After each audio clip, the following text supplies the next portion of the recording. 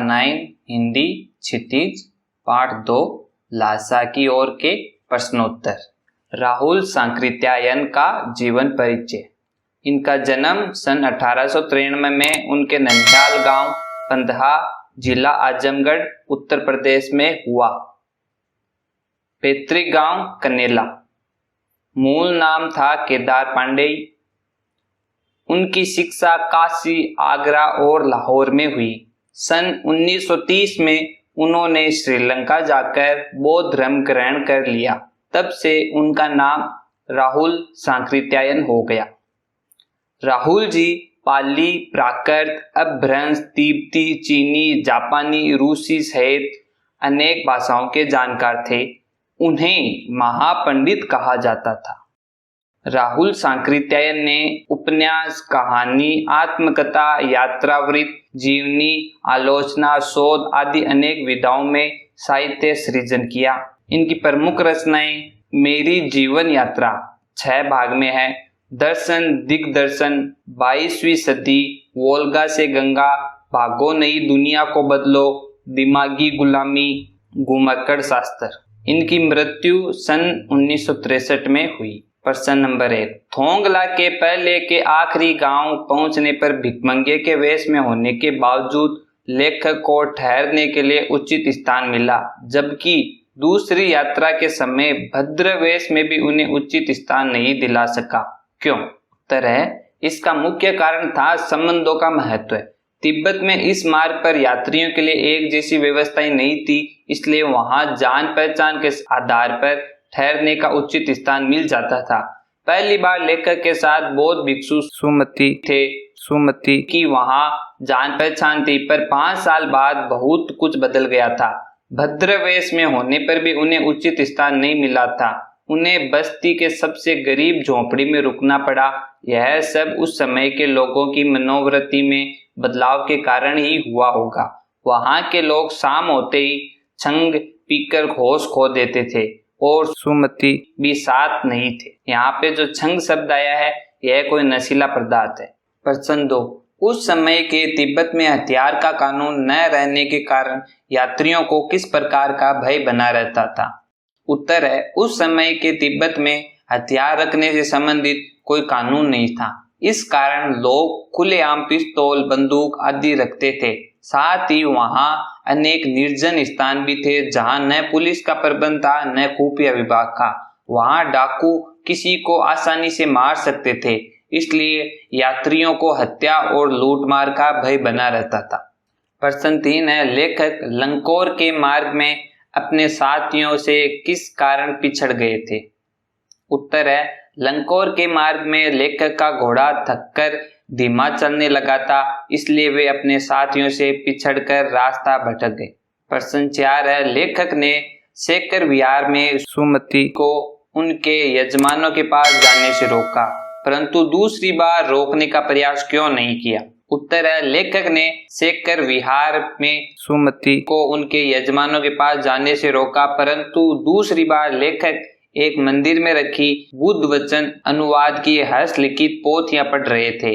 वे इसे पढ़ने में मग्न थे, इसलिए उन्होंने सुमति को यजमानों के पास जाने से रोकने का प्रयास नहीं किया। प्रश्न 5 है, अपनी यात्रा के दौरान लेखक को किन कठिनाइयों का सामना करना पड़ा?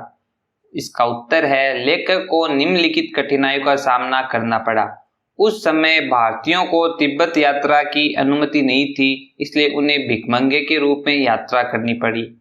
सेकंड है इसका, चोरी के डर से भिखमंगों को वहां के लोग घर में घुसने नहीं देते थे। इसी कारण लेखक को भी ठहरने के स्थान को लेकर कठिनाई का सामना करना पड़ा। डांडा, थोंगला जैसी खतरनाक जगह को पार करना पड़ा। लंकोर का रास्ता तय करते समय रास्ता भटक जाने के कारण वे अपने साथियों से बिछड़ गए। प्रश्न 6 है, प्रस्तुत यात्रा वृत्तांत के आधार पर बताइए कि उस समय का तिब्बती समाज कैसा था?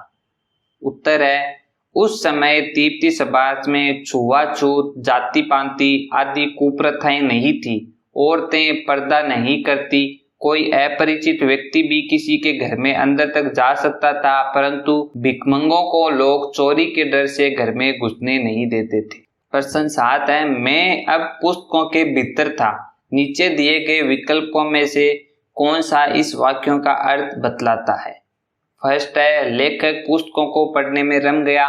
सेकंड है लेखक पुस्तकों की शेल्फ के भीतर चला गया। थर्ड है लेखक के चारों ओर पुस्तकें ही थी।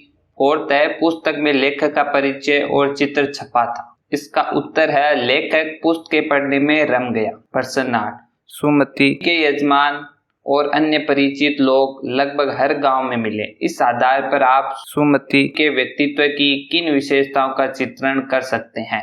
उत्तर है सुमति के परिचय और सम्मान का दायरा बहुत बड़ा है। वे व्यवहार कुशल और मिलनसार व्यक्ति थे, इस कारण उनके कई मित्र थे।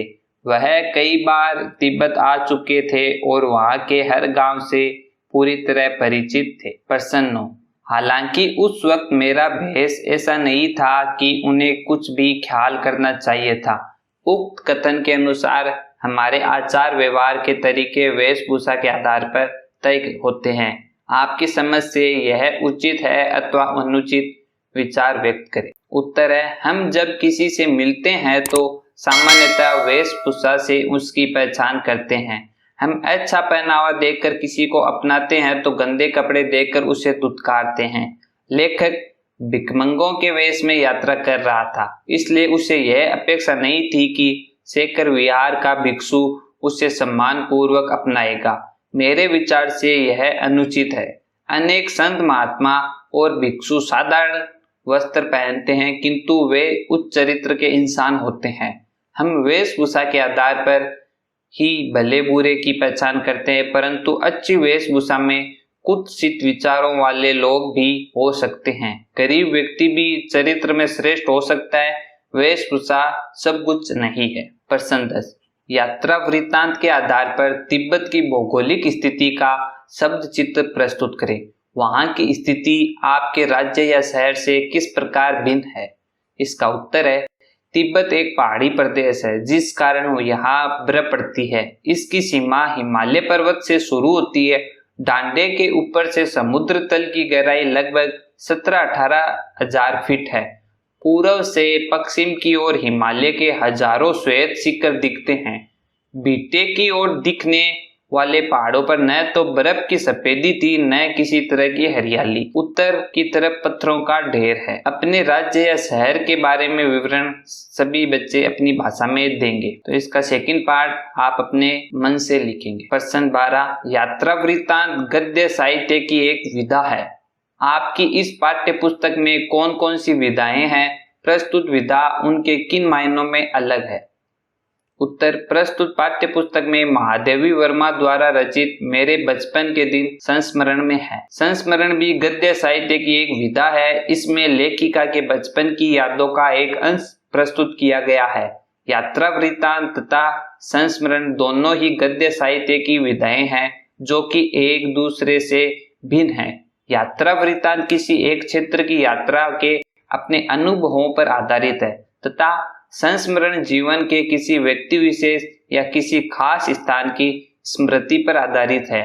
संस्मरण का क्षेत्र यात्रा वृत्तांत से अधिक व्यापक है। प्रश्न 13, किसी बात को अनेक प्रकार से कहा जा सकता है, जैसे सुबह होने से पहले हम गांव में थे, वो पटने वाला था कि हम गांव में थे, तारों की छांव रहते रहते हम गांव पहुंच गए। नीचे दिए गए वाक्य को अलग अलग तरीकों में लिखिए। जान नहीं पड़ता था कि घोड़ा आगे जा रहा है या पीछे। इसका उत्तर है यह पता नहीं चल पा रहा था कि घोड़ा चल भी रहा है या नहीं। इसको इस प्रकार से भी लिख सकते हैं, कभी लगता था घोड़ा आगे जा रहा है, कभी लगता था पीछे जा रहा है। प्रश्न 14, ऐसे शब्द जो किसी अंचल यानी क्षेत्र विशेष में प्रयुक्त होते हैं उन्हें आंचलिक शब्द कहा जाता है। प्रस्तुत पाठ में से आंचलिक शब्द ढूंढकर लिखिए। पाठ में आए हुए आंचलिक शब्द। उत्तर है कुची कुची, बीटा, थुकपा, खोटी, राहदारी। ये सभी शब्द तिब्बती भाषा के शब्द हैं। प्रश्न 15, पाठ में कागज अक्सर मैदान के आगे क्रमशः मोटे, अच्छे और विशाल शब्दों का प्रयोग हुआ है। इन शब्दों से उनकी विशेषता उभर कर आती है। पाठ में से कुछ ऐसे ही और शब्द छांटिए जो किसी की विशेषता बता रहे हो। उत्तर, बहुत पिछड़ना, धीमे चलना, कड़ी धूप, खुफिया विभाग। इसमें जैसे पिछड़ना के पीछे बहुत लग गया तो ये इसकी विशेषता होगी कि पिछड़ा कैसा है, बहुत पिछड़ गया। चलना कैसे है कि धीमे, धूप कैसी है, कड़ी, ये विभाग कैसा है, खुफिया। तो ये सभी इसकी विशेषताएं बता रहे हैं।